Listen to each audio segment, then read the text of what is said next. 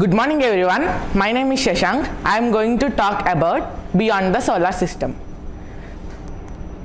The stars fascinate me more in the space. Now we are going to talk about the universe. The universe contains of galaxies, planets, stars, and the definite shape of the universe is unknown. 95% of the universe energy is dark energy and dark matter. Now we are going to talk about stars.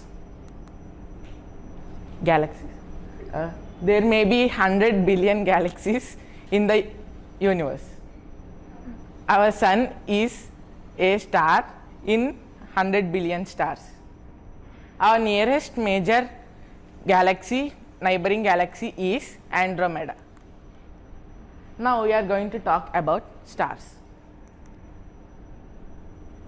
A star is an astronomical object comprising a luminous sphere of plasma held together by its gravity. The nearest star to the Earth is Sun.